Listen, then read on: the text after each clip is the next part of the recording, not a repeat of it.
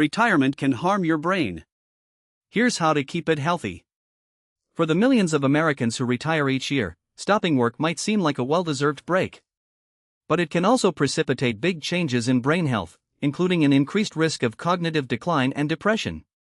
Before retiring, you're getting up in the morning, socializing with coworkers and dealing with the mental challenges of your job, said Ross Andel, a professor at Arizona State University who studies cognitive aging and retirement.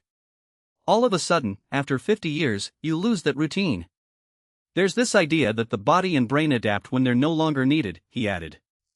That's when you see the deterioration and its natural response to inactivity.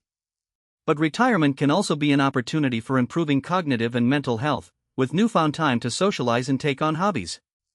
And even if you have started to experience some decline, there's strong evidence that your brain can bounce back from periods of inactivity, even in older age, said Giacomo Pacini, a professor of econometrics at Ca' Foscari University of Venice, who studies the impact of economic policy on seniors' mental health.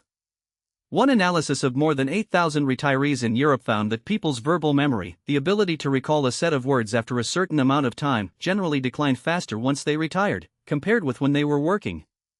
Another survey conducted in England showed a steep decline in verbal memory after retirement, though other skills, like abstract reasoning, were not affected. There's some evidence out there that retirement may be bad for cognition, because when you retire, you don't challenge your brain as much, said Guglielmo Weber, a professor of econometrics at the University of Padova in Italy who worked on the Europe study. Research has also found a link between retirement and the onset of depression.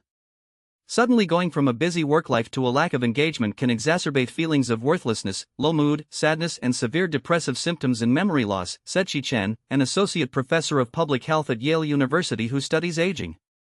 The nature of your work and how you view that work seem to affect the risk of decline. For example, researchers think that those who worked in higher-ranking jobs may show a steeper decline than others, possibly because their identities were more strongly tied to their careers, Dr. Chen said.